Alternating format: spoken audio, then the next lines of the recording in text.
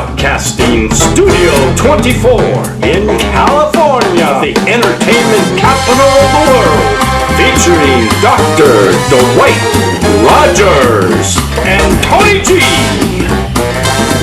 It's the Education Talk Show with Jeremy Brooks, Weekly Recess. And now, your host, Jeremy Brooks. Welcome to the Education Talk Show with Jeremy Brooks, Weekly Recess. We are live in Studio 24 where the lights are on and the cameras are cooking, and we are very excited to be here tonight with you. We have a great show lined up, and joining me tonight are our senior education contributors. You know them, the incredible Dr. Dwight, Kofi, Rogers. Good afternoon, good evening, everyone. Hey, Dr. Kofi, a.k.a. Administrator of the Year, coming to you from the Education Talk Show. I'm so happy that you're joining us this evening. Hello, fellas, young lady. Good evening. And, of course, we also have our other senior education contributor who is so funny. We've got Tony G. Thank you, Jeremy. I'm here. I'm back, of course. I wouldn't miss it. I'm excited about our guest coming up. Let's just say fireworks are happening again. They happened last week, but we got the, dare I say, finale? I don't know. We'll see. I'm excited. I feel the energy. Let's do this. We bring the fireworks. Yes. Right? Illegal, too. I'm kidding. I'm kidding. All right. So, yeah, we have an incredible show lined up for you tonight.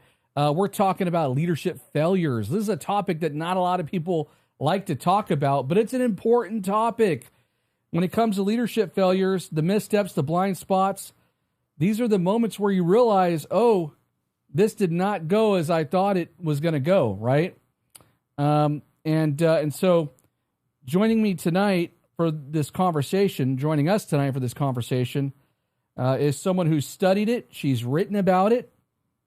She's appeared on MSNBC or MSN, USA Today. She's also appeared on the Associated Press. She's been a TED Talk speaker, and she is an international keynote speaker. She's a #1 best-selling author of this amazing book right here, which we have in our studio. And she is also a leadership truth teller. Teller. We spill the tea. That's right. Dr. Donya Ball, welcome to the show. Yes, yes. Well, thank you. Thank you, gentlemen, for having me. What an honor. You know, I am running on fumes, but we are not empty yet. We have just enough in the tank to ignite this conversation. Oh, so I I am really, really looking forward to it. Episode Hey, wait, hold right yeah. now. Tell them how far and how long it took you to get here. Well, we're going to hear about that. We're going to talk about that in a second. Yes. I mean, it took across the country. Yeah, we're to going to get talk. here. We're going to talk about it. Yes. So tonight's news headlines, they include the topic of school closures across the nation, and we also, again, we're going to be talking about our feature segment, leadership failures. But before we dive in, we are going to do a quick check-in with our panel, and so I do want to find out, Dr. Ball, how's your week been? How have things been going? Well, listen, #1, we're still upright. So we're good. And we have been in Albuquerque, Chicago, New York, New Jersey, Knoxville, and now Manteca, California.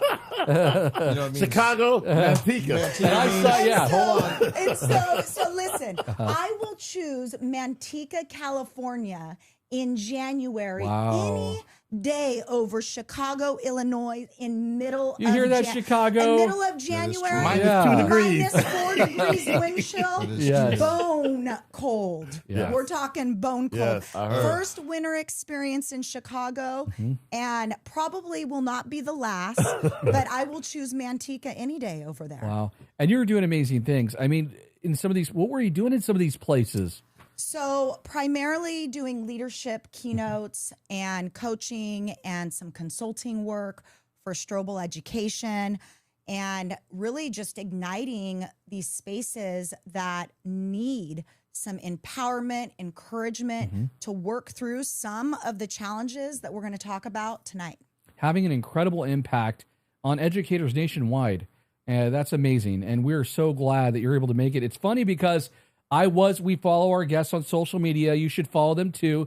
And by the way, if you have comments, please go ahead and submit them, and we will try to air them live over the show. But I was monitoring just kind of like, how you were doing on your social media, and I saw that she was traveling, and there's a huge storm, right? You want to tell us about that? Well, the storm is coming through Midwest, East Coast. And so my thing was, look, I have to get to Manteca, California.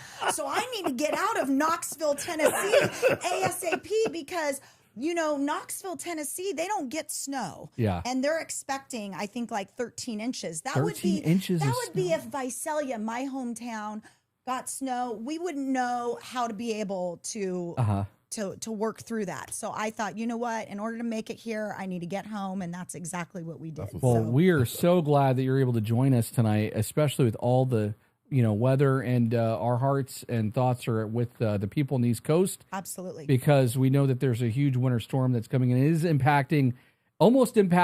have impacted you getting here tonight, but you made it on time. But we do have another show that was scheduled for tomorrow. We'll see if it's still going to be on, because we do have some people headed from Michigan that were going to be on the show tomorrow. And then one person was getting ready to head out to go to Virginia. That's going to be on the show tomorrow, but they have to head out a little bit early because of the storm. So our thoughts and hearts are with everybody out there. But I want to hear from these fine gentlemen here. How was your week? Like, what have you been up to? You want to go first? I'll go first. Okay. A little bit of everything. Marketing, getting myself out there, Tony G the comic, right? Working for some clients, and they're treating me well. Right. So it's going really good. Got some comedy shows coming up, and I can't put them out there yet because it's still getting finalized. Right. So it's exciting though. I mean, it's 2026. I've been on a health kick too. Nice. So I've literally got, and again, this is a little vain, but hey, it feels good. When the bodybuilder guys are, hey man, you're not so fat anymore. And I'm just like, oh, thank you. Cheers to health kicks. Right? So cheers to health kicks. Come on. So there we go. I'm resonating with that. I love it.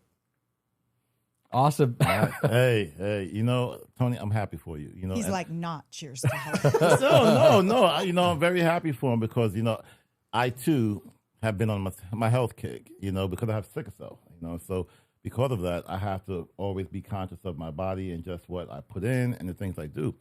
So I've decided that I'm really going to kick it up a notch and do this thing at 57 and take my body to a level that I've never done before. So I'm looking forward to seeing you in the summertime. Hey, you know what? I keep telling this guy, so I've been talking about this for the last, I don't know how many episodes. I got into Zumba. I'm not doing Zumba. I went from where I was at just like 5 months ago. Okay. Right. 70, it was like a 72 resting heart rate. So not too bad, right? Like 55, I was the other day I measured. I guess, oh my God. Right. Just like that. But again, it's a combination of stuff. Right. Stretches is so important, movement. Again, it's all based towards health. Right. And being healthy is where, you have to be. You only have the one body, so I'm going to take care of it. So again, thank you for inspiring me, Tony. Appreciate you guys really do inspire me. Hey, you're looking good too. Hey, we were talking about eating sushi. That's lean. So it's, That's well, lean protein. I was actually, just before this, they say the camera adds an extra 5-10 pounds. I would say more like 20, but That's what but before this, we were taking some photos, and the conversation I was having was, hey, is that really that like 20 or 30 pound effect that the camera adds? Yes. And my wife says, no, you just need to go work out. Jeremy. That's real. Listen. And so you guys are inspiring me. Jeremy, 2 months with me, you're going to be Patrick Swayze Oh, in Dirty Dancing. All we right? got to do, we need to, honestly, we should all work out. I agree. Yeah. Because see, I have a new reason to work out, but I'm not going to share it just a little premature. Okay. Accountability partners. Accountability Love partners, right? Because I have another reason to work out, and when that date comes, I'm going to let all of you know why. But hey, something's coming up down the pipe real soon. Oh, I can't wait to hear. And keep us posted. Absolutely. But maybe we should all just hit the gym together one or 2 days. I agree. That'd be fun. I'll Yeah, come it'd out be here. great. Yeah. All right. Well, we do have to move on, and we have an incredible show. Our feature segment is, again, about leadership failure. The bell's about to ring here in Studio 24. Let's get started. Okay, so, again, this is one of those topics that not a lot of people like to acknowledge or talk about. It's like, when you accidentally hit reply all, right, in an email. Any of you do that, by the way? Ever do that? I've done that. Yeah, and I learned how to retract those messages. I learned how to retract. Yeah. It's too late. Yeah, It's out there. yeah. No, but you can go in and you can retract the messages for the people who haven't read it yet. Well, I should have had you as my idea when I was frantically trying to figure that out. I have done that too, and I've done it on such a high level too. Right. Preparation for a meeting with a major politician, and it just comes up, who are we going to have fulfill this position later on? And I accidentally hit reply all, and somebody way outside, ends up in the comments like, "Oh, sounds like you guys have an important meeting coming up." It's like, yep, but you shouldn't have known about that. I accidentally hit that reply all button. I know what you mean, though. I get, flashbacks to the job. It's like, dude, you just remember, what did I say? Yeah. And I remember sometimes I'd take, let's get it, put in ChatGPT. Is this rude? Like, okay, send it. At least now that is a solution, Right. possibly. But one thing that we appreciate about your work, and you've done some incredible work addressing, honestly, a topic that I don't know if a lot of people are really addressing. Yeah. And so I got some questions for you that I want to ask you, and then we're going to open up to the panel. But I appreciate that you don't really just. Sometimes we tend to romanticize leadership, and leadership. It's an incredible thing, but there is another aspect of leadership that you're honest about, and that's sort of the messiness that can sometimes come with it, the mistakes, the pressure, the moments that can kind of knock us sideways. And so I really appreciate that about you. You write about it in your book, but you write about leadership, and it's full of challenging experiences, sometimes disappointments, sometimes humiliating ones. And so, at what point in your own leadership journey did you realize, there's really no roadmap for this? It's a beautiful start for us to really ground there, because leadership, as you're articulating, is insanely complex. There's the public facing leadership, which is very different than the behind the scenes. Right. And the behind the scenes is what I found is where the magic is to talk about. And when I was going through it, and I'll tell you and I'll paint a picture of that moment in just a second, I found that we do a beautiful job of glorifying public facing data, what an amazing leader I am, you're an amazing leader, I'm an amazing, but we don't talk enough about the real stuff. Yeah. And the behind the scenes stuff, though, is really what is going to make or break long-term success and sustainment in the role, and ultimately long-term impact, which is what we're after. And so what I found myself in is a position where I had devoted 15 years to a school district down here in Central Valley, California, and was so committed to the community, to the staff, to the students, you name it. And there was one superintendent, one assistant superintendent, me at the time, a couple directors, 5 schools, and I was being groomed for that superintendent position. And I was ready to roll. My superintendent was going on to do bigger and better things countywide. And the community, quite frankly, was expecting that I would be the next superintendent because it made sense. And in fact, when I accepted the job, it was very much of, this is going to be the trajectory of where you are headed.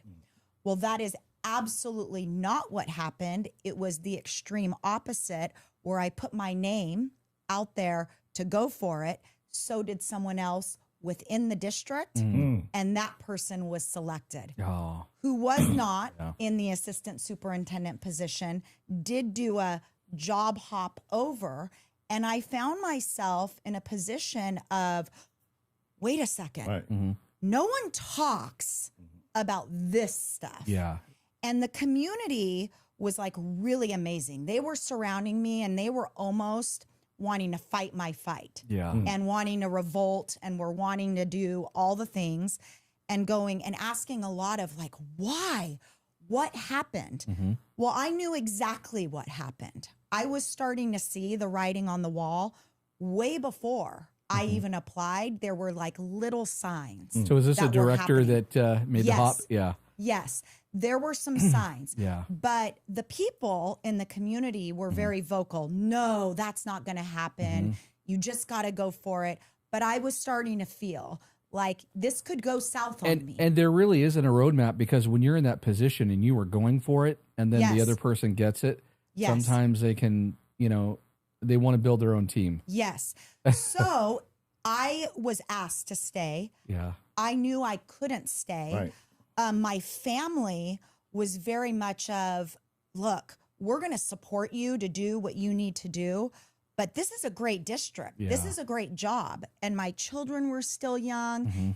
And although a part of me was so committed to that community, I knew that I needed to make a decision on, am I going to stay in a place that I faced rejection, that I was passed up, that the board clearly was saying without saying, we don't want you? Right.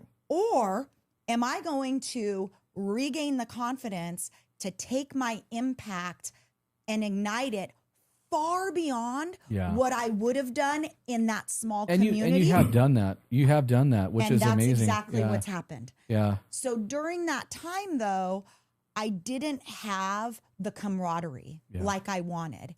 And that's when I thought, you know what? We're going to write about We're gonna it. put it in the book. Oh, yeah. We're going to write about it. So actually, and chapter this 7 was goes very into it. popular. I mean, it's a bestseller, right? A lot of people love this book all over the country. They're reading it. You should buy a copy of it. We'll talk about that later, where folks could buy it. But what an interesting situation that you were in, and for those who are outside of education, it could be very political, and it could be difficult. And there certainly is not a roadmap for that. They don't teach you how to do that in school when you're getting your master's and your credential in administration. And so that's a tough spot to be in. Absolutely. Yeah. So you wrote about it. I wrote about it, and I wrote about it that both of my books, they're written in third person for a reason. Because, and I talked to aspiring authors about this, my publisher said, Donya, people don't want to know about your experience. And he's actually, he was right. They want to feel connected to their experience. So when you read my books, you are the main character. You're going through the trials, the tribulations, the celebrations. You are finding yourself in the story. And so it's written from third person of, you go to the job interview, you're passed up. Now you need to pick yourself up and work through it.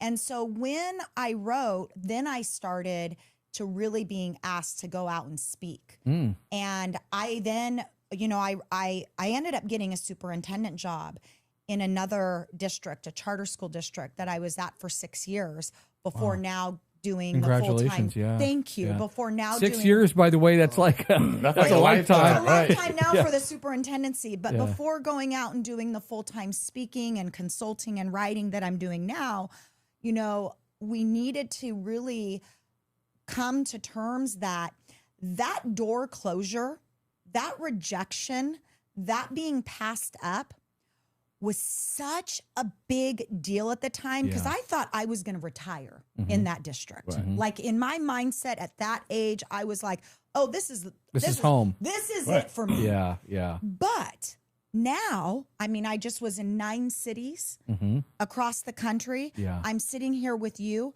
I would have never imagined the impact that would be made globally if I would have secured that position. It would have totally handcuffed me. I wouldn't have been able to do what I'm doing now. It's strange when you say that, because I grew up knowing and understanding that rejection is God's protection. Absolutely. And, so when you don't receive something, it's like you're not supposed to have that anyway. But then when you get it, that's God's blessing. So this is the blessing that you're receiving. So yeah, it's purposeful, because you never know what's on the other side. Lesson learned, and you gain so much from, that so-called setback at the time, Yes. but not realizing and recognizing what could happen when you say, you know what, I'm not going to be sad about this or upset. Or I'm going to take a moment, and then I'm going to move on. We grieve, and then we say, thank you. Thank you. We grieve and we grow. We say thank you for shutting the door on my Absolutely. face. Because guess what? Right. We rise above. Absolutely.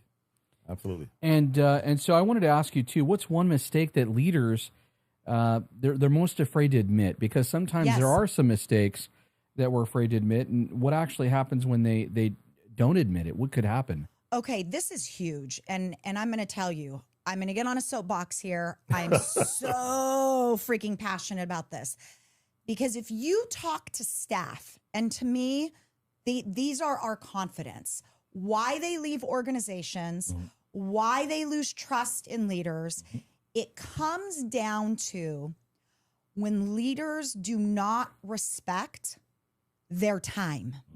Okay? People stay in organizations when they know they can live a life and do a great job on the job. Right. Unfortunately, we all may have grown up in a generation where it was the number of hours that you put in the job equate to your greatness. Right. And we know that that is actually not true. Absolutely. Right? And in fact, too many hours absolutely diminishes quality. And so going back to the question about the number one mistake that leaders make is, I call it being a time clock Gestapo. In that we want to time clock the heck out of our employees. And we say to them, and I was just having a conversation on my way up on the 99 with a dear friend who's really struggling in her position. And it's, if you don't get your work done, you must be not working enough hours. Right. So work more hours. Yeah. Right. Get the job done. Right. And so what we're doing in organizations is we are creating unhealthy, toxic work environments where we are just expecting people to do more and being okay with a very low quality product. Right. Whereas when we reverse the mind shift to, if we actually recognize that less time on the job equates to healthier off the job, the quality on the job is going to be elevated. Right. And so the number one mistake that leaders can make right off the bat is saying, look, your hours are 7:30 to 5 or whatever. You better be here by 7:29. You better not be out the door until 5 o'clock. And you better only stick to your 30-minute lunch. And you better put everything on the timesheet and this and that. And what we know is that staff crave being able to have flexibility, their time honored, Right. and they're going to do a better job and want to stay with the organization long term, knowing that the leader is absolutely honoring their quality of life. Right. And we see a lot of organizations where people are leaving. There's so much staff turnover. Yes. Every 2 years, 3 years on average, people are looking for a new position oftentimes. And I got to say, this isn't just a challenge in education. This is across the board, lots of different occupations. We see this. And, it's interesting because if we value our employees, their time, as you mentioned, then we can retain them. And that adds to the value of our organization. So such good points. But I also wanted to ask you, what's the difference between protecting your credibility during a leadership failure and protecting your ego? Because, that can sometimes happen as well. Yeah, and we see this all the time in that when leaders are trying to hide behind the mistakes, the failures, what they're trying to do is protect their ego. But the leaders who are able to say, got that wrong, Right. missed the mark on that, could have done better on this, they are protecting credibility. They're humanizing their roles.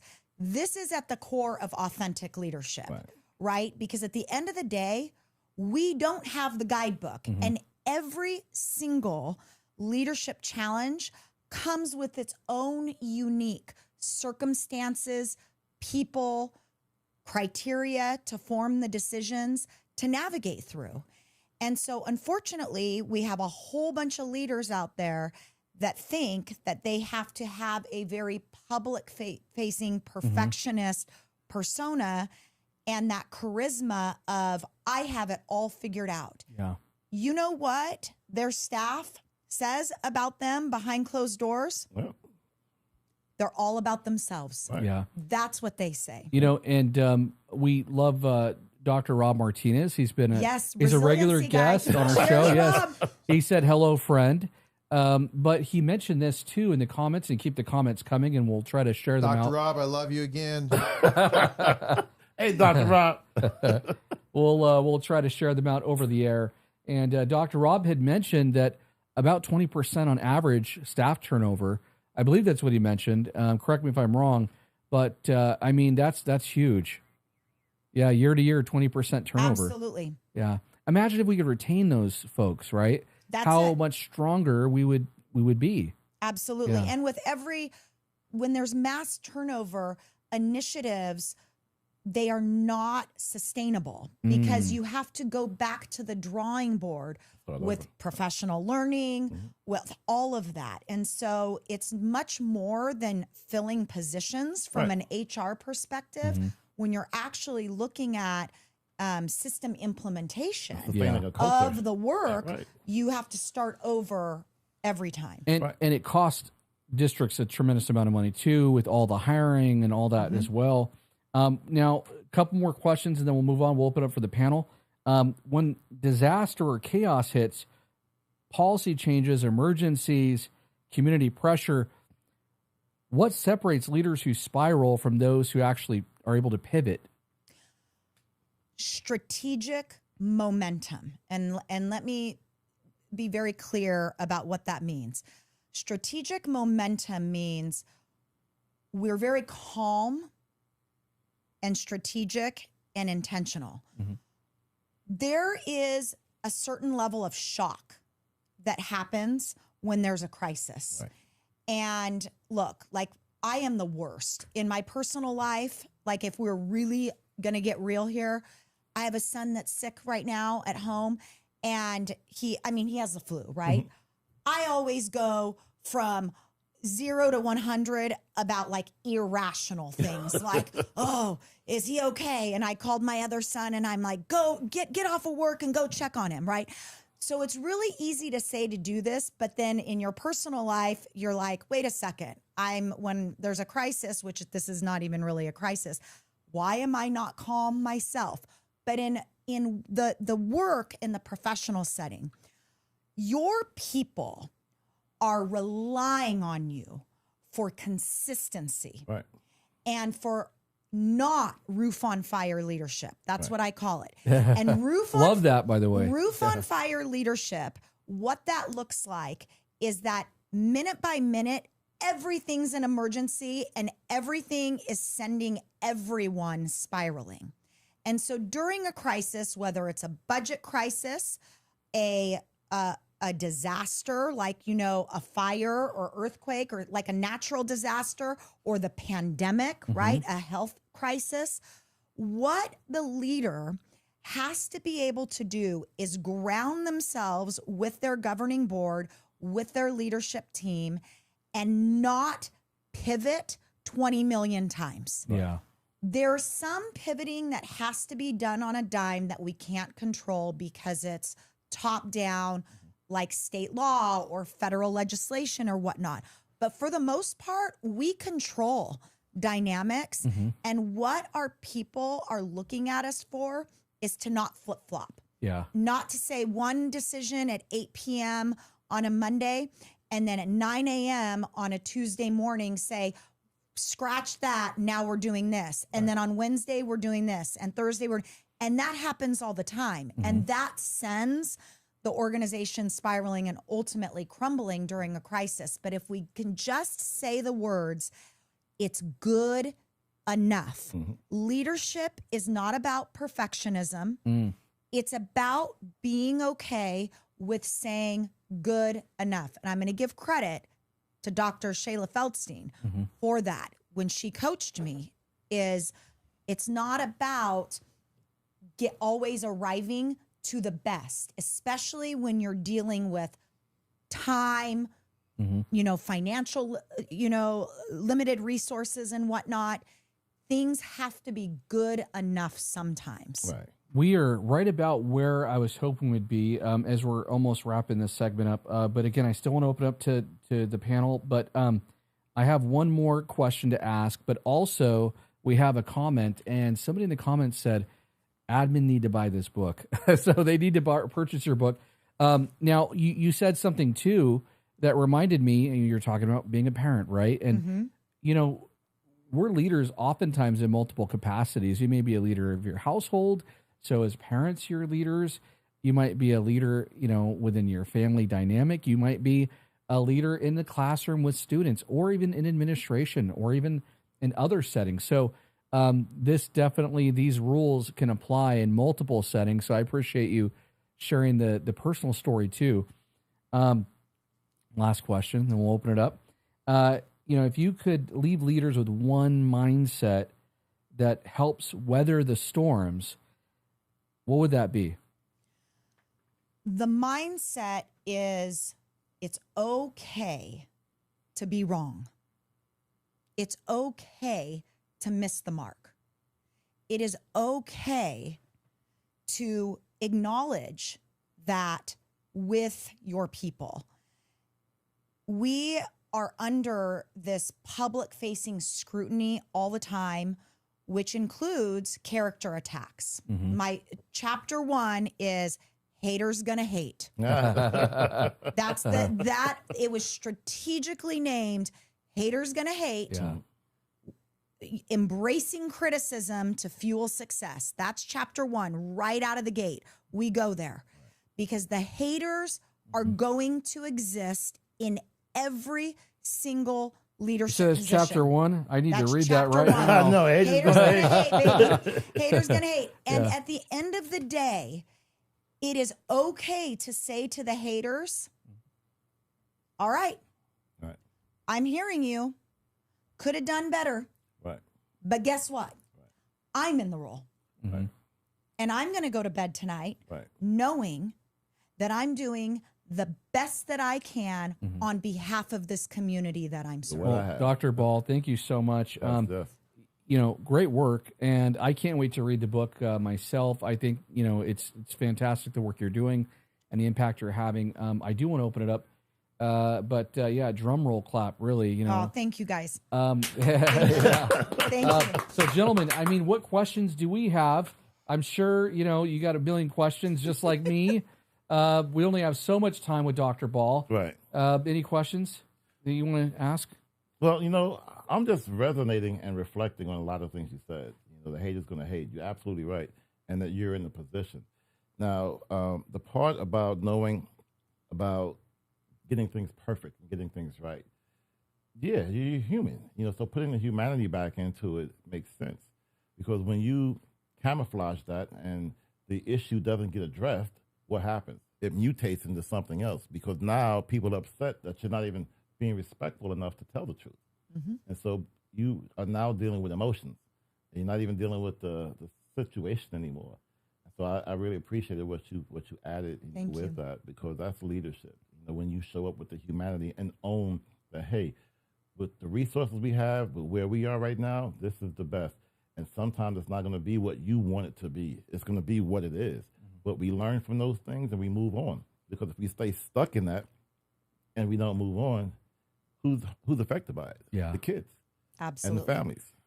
And that's what we have to get back to, making sure the kids and the families are always at the center of everything that we do. So thank you very much for what you added. You're welcome.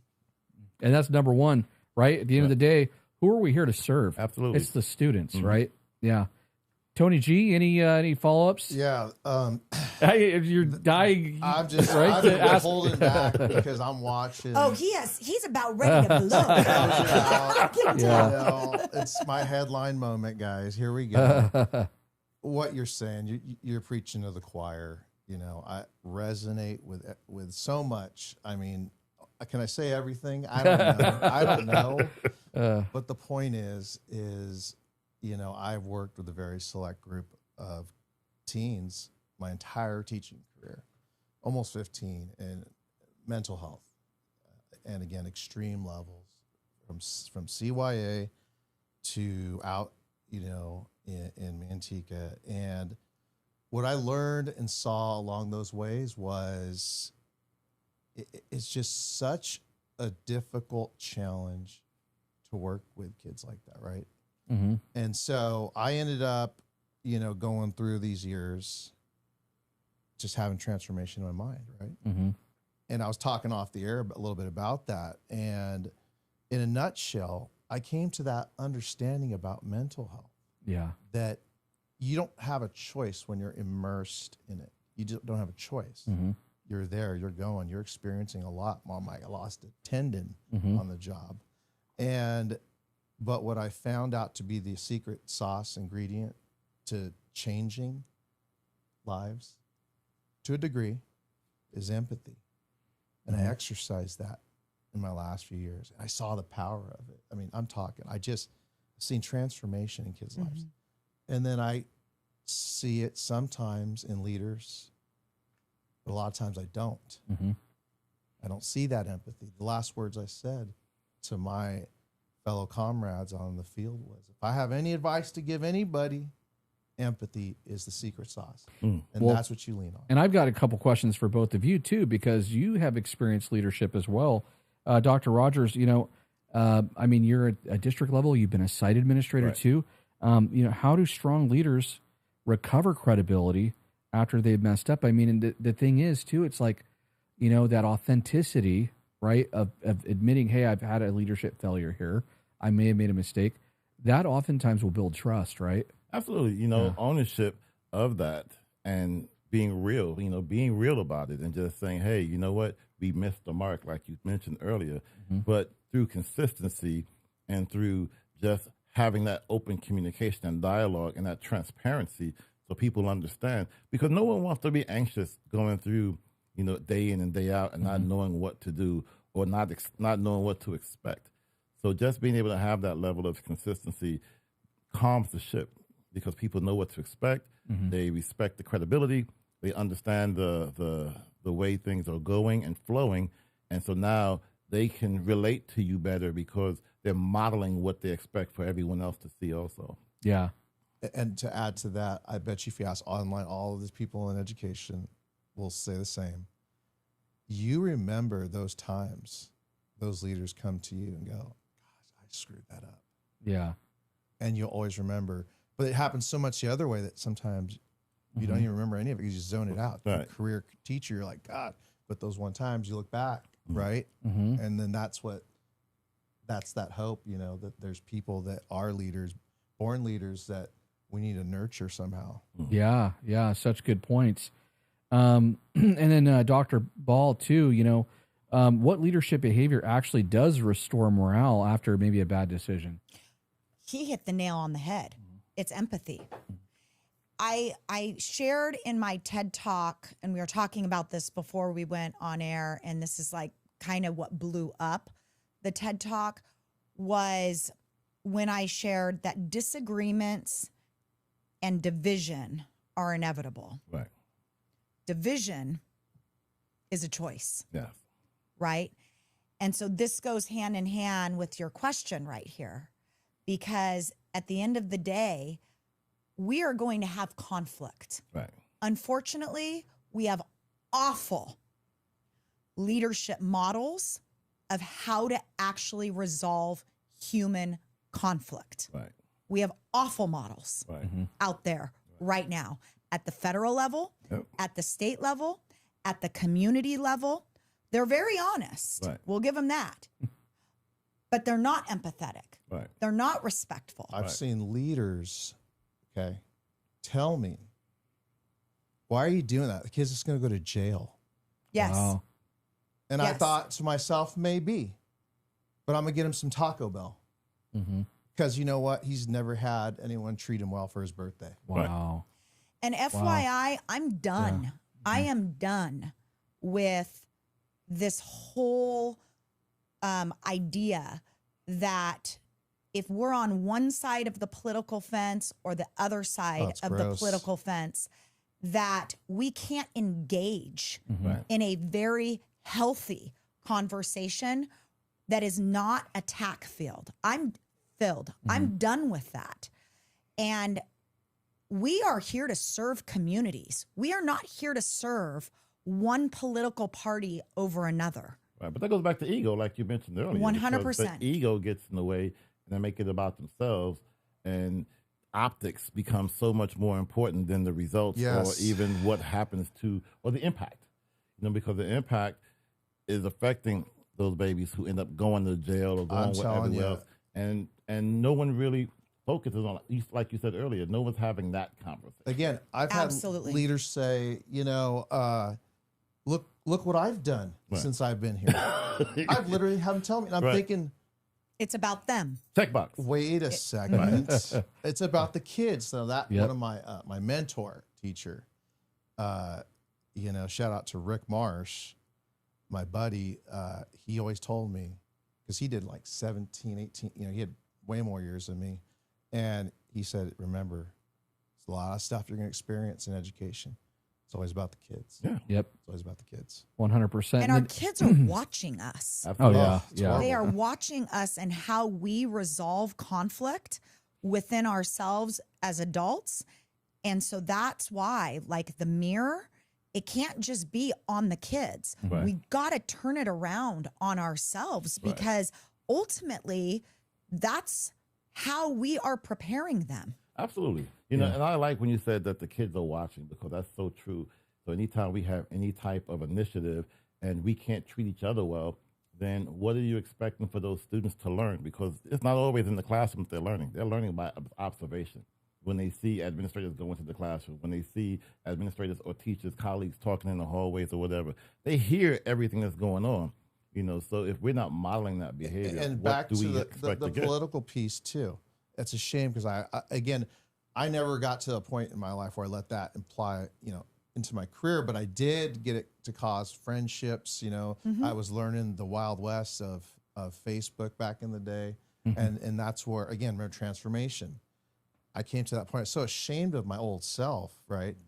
But then you try to help share what you've learned, and you see how politics gets in the way of it, and that, again, fall back to for the kids. Well, it's such a good discussion, and I mean, we could spend, love the discussion. we could talk about. I mean, and it's such an important conversation that it's necessary that we talk about this more and what could be done to try to, address leadership failure, because as we talked about too, that's how we build trust, right? That authenticity, admitting, hey, I made a mistake, or maybe I should have done it this way. But really good points from the panel, and thank you guys so much. We do need to move on, though, because we've got a little bit of time. We've got about 15 minutes left. I want to talk to you guys about one of our other key segments. We're going to be talking about enrollment decline, because this is a huge challenge. Not only, it's across the nation. We're seeing huge enrollment decline. We're seeing school closures. We're seeing a tremendous number of students, way more than before in previous years, that have actually enrolled in online school or that are being homeschooled. And so we're going to discuss that tonight as well. And so for our education news segment, it's declining enrollment and school closures. And so we're going to shift to one of the biggest forces reshaping public education today. Again, the declining enrollment. It's not an isolated situation. This isn't just one state or one region. This is really happening quite often across the nation. And so we're seeing it play out in rural communities, major metro areas as well, and again, everywhere in between. And so over the past week alone, reporting from places like NBC6 South Florida, the Seattle Times, it paints a very clear picture of sort of what's happening here. In Colorado, public schools lost more than 10,000 students in a single year. And Dr. Rogers, thank you for pointing that out and sharing that with me. Absolutely. In Washington State, enrollment is down tens of thousands of students since the pandemic. And in Florida, Broward County, leaders voted to close and consolidate schools, not just because they want to do that, but because they have to, right? This is something that has to happen. And when we look at what that really looks like for students, right, that's, you're not going to your neighboring school, you're being bused across the city, and transportation. What if that's a challenge? What if, and then in some rural communities, busing is an issue too. So there's real layers to this. There's real impacts on students and families. But one of the biggest things when we look at why, lower birth rates. Interesting thing that not a lot of people talk about, but lower birth rates, families moving out of high-cost areas, more parents choosing online learning, hybrid programs, homeschooling as well, and in some cases, families who left public schooling during COVID. But so we're going to go ahead and discuss some of this, and we're going to start with Dr. Ball. Enrollment decline, it forces leaders into decisions where no options really feel good. I mean, when you are stuck between, hey, we have to close this school and maybe get rid of some of these faculty, maybe some can, transfer over here. I mean, what leadership mistakes could happen or tend to happen or show up most, especially at the top when you're having to make those really tough choices? Oh, it's awful. Yeah. It's awful. At the end of the day, we have to look at education, and we haven't always, as a competitive business. And the reason that I say that is because the options are endless for families. Right. And there's free options. Right. Before, it used to be like public or private at one time. Right. And if they don't go the free public route, I have to force out the money for private. Well, that's no more. Right. Now we see so many options under the sun that is also contributing, as you mentioned, to this declining enrollment. And so when we as leaders are taking, whether it's a site administrative or a district administrative position, we have to think about these jobs as our quality has to be so good that we're going to get a 5-star review from our students every day. Yep. Yeah. That we're going to get a 5-star review from the parents every day. Because if we don't get 5 stars, they're going to go find a 5-star establishment online, at home, private, charter, you name it. Right. And such a good point. I don't know if I've heard anybody mention that it's public education. It's like a business these days, right? And you're so correct on that. There is so much competition. Do you think that that's what maybe sometimes creates a tremendous amount of pressure these days to really perform at a high level? Right. Absolutely. That and our very cruddy state and federal accountability system. I'm not going to go on my soapbox about test scores because we'll be here for 8 hours. Yeah. So we're gonna hold that down. But leaders are absolutely under the microscope to perform. Yeah. And performing means test scores are high. Yeah. And if test scores aren't high, because that's what the state deems for the most part as a good school, then our public facing data looks bad. Yeah. And then the community has a perception that this is a bad school. Right. And so because of that, the leadership work is insanely complex. And I want to get Dr. Rogers on this too. I mean, you've been a school administrator, but you're at the district level too. And, when we look at funding, it's tied to enrollment, right? Right. And so how do districts try to protect programs and staff where the math sort of just doesn't add up anymore? Right. Now, Dr. Ball, you mentioned something earlier. You talked about how, you're looking at the numbers, and California Dashboard, for example, Yes. Puts everybody on notice that this is what, you're measured by. Colors. Colors, right? The KPIs, key performance indicators. And how the California Dashboard works is it explains how you're doing in certain levels, graduation rates, test scores, all of these different metrics that people are measured by. And so you have to sell a better program. So you can no longer afford to be mean or not nice or unkind to all students.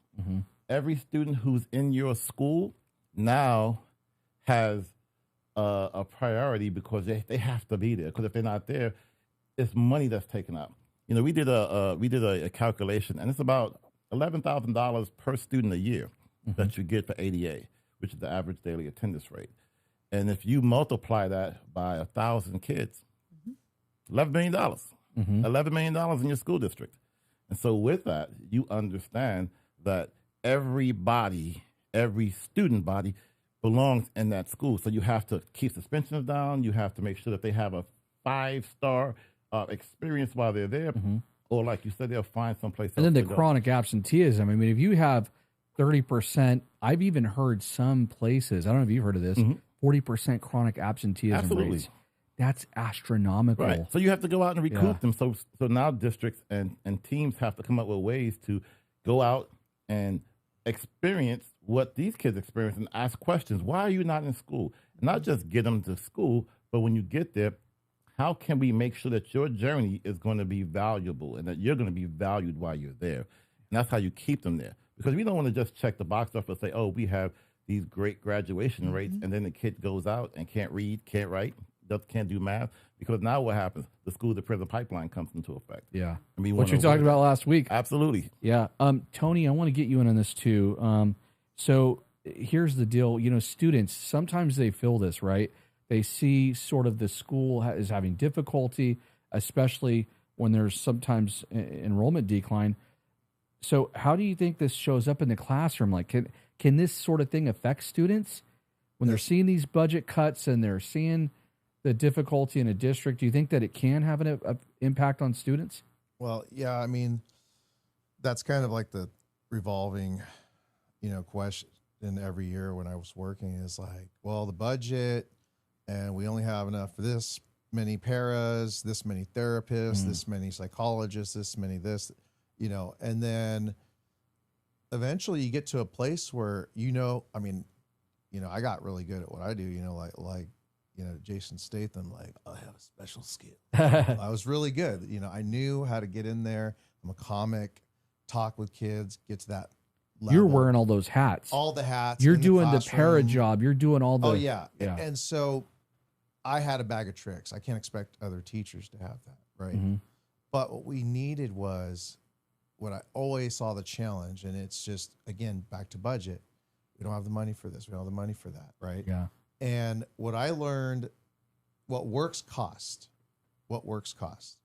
Back when I was at CYA, they came with an incentive program, but it was structured with a separate room. Again, this is where you can't pay one teacher, district to district, but at the state level, they were paying certain teachers like for a room that they could come in and decompress and at the same time get that education support, different types of things, right? Yeah. But again, programs cost money, so then budget always hits you.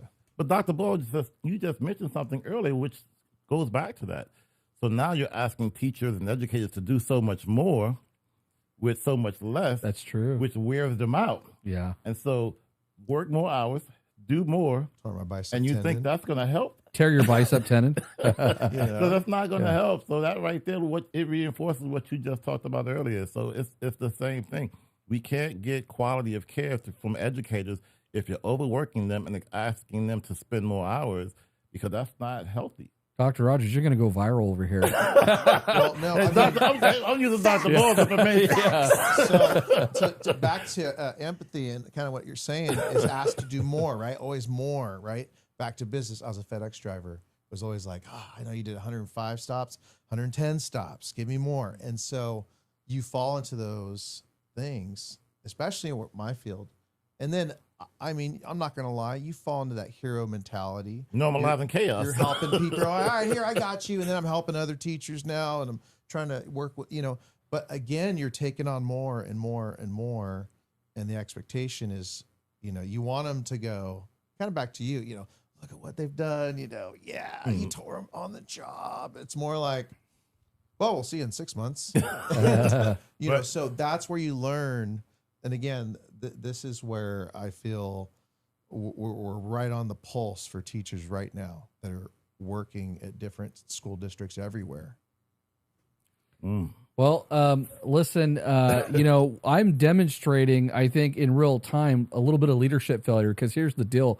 We're going over on time again. Okay. And so we got to be careful. Real leadership failure on this show. I have a question. How much in trouble are we going to get going over? So our, I don't know if I should share this, but big trouble, okay? Big. Yes. Big trouble. Good trouble. Sorry, good trouble. I kind of am honored to be on here that we're getting in trouble. Yeah. I don't want to get in trouble. So people so here's the deal at home, our audience, they think that I'm in charge of the show. No, we got a whole control room and they're really the bosses. Oh, okay. They're the engine. The engine. So here's the deal. We want to give you guys your time to do final word. We want to hear where your book can be purchased and all of that as well. But we want to give you a chance to do a final closing message. It could be a personal story. It could be words of wisdom, advice. And we'll start somewhere over here, and then we'll make our way around this way.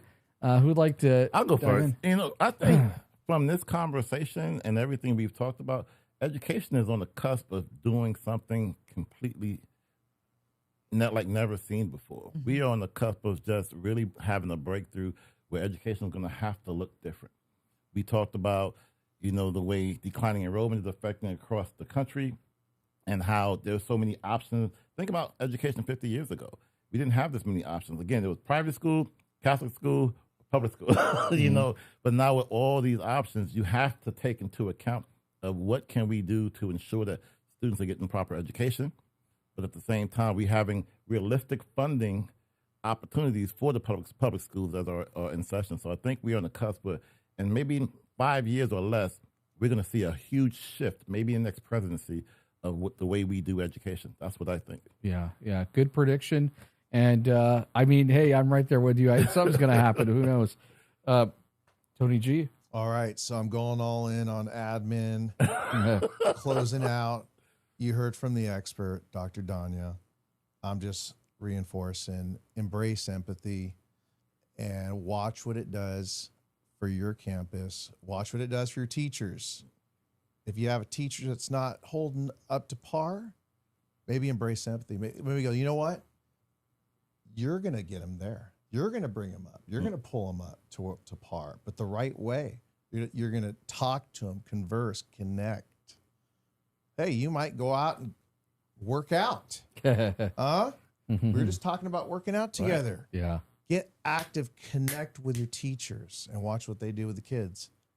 Isn't that the trickle-down effect? That's that waterfall cascading Trickle effect. down. Absolutely. Okay, guys, I'm out. That's my final word. Gentlemen, thank you so much. And then Dr. Donya Ball, take us home. Bringing it home in the spirit of the theme of our conversation, leadership failures. What I want to leave us with is one of my favorite books, Failing Forward. Fail forward. Yes. Failures lead to greatness. Yes. Fail forward. Yes. Love that. You have 2 books. Can you tell us where our audience can find this wonderful book right here? Adjusting that was mine. the Sales. That was mine. Adjusting the Sales. And the other book is called Against the Wind, Leadership at 36,000 Feet. Both of them can be purchased on bookstores, online, brick and mortar, Amazon, Barnes and Nobles, 40%. all of it. And here's the deal too. You have a TED Talk, so our audience can find that online as well. Yes, the name of it is We Are Facing a Leadership Crisis. Here's the Cure. Excellent. So check that out. And then where can our audience find you if there's districts that are utilizing your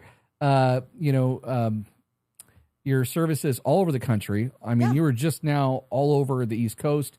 If they want to reach out to you, or if anyone else wants to reach out to you, where can they find you? DonyaBall.com or my email, info@donyaball.com. And by the way, leadership is expanding. My work is expanding. I know that this was something that was that you and I conversed about, not just in public education, because we are influencing in diverse industries, because leadership is leadership. Absolutely. And the work is amazing to be doing in industries that are not just public ed, that can really, really use sound leadership guidance.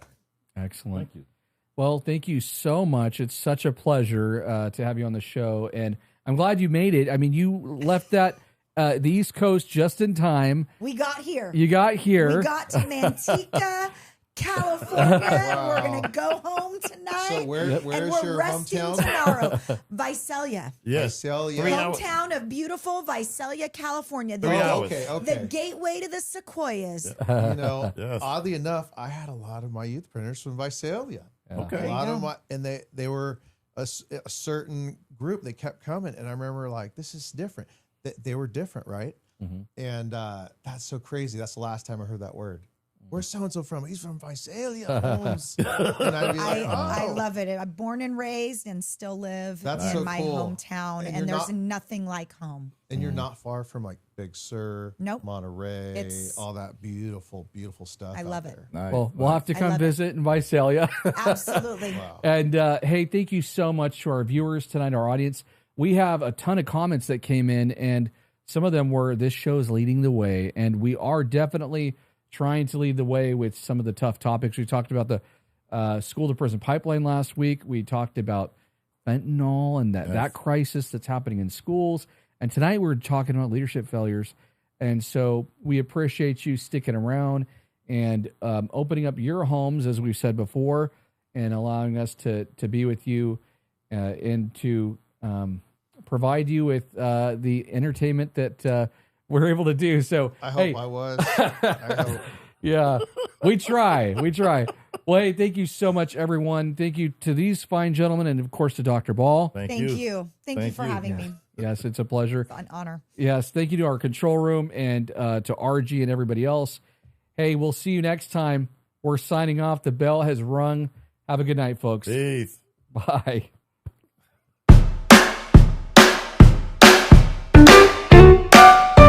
Thank you.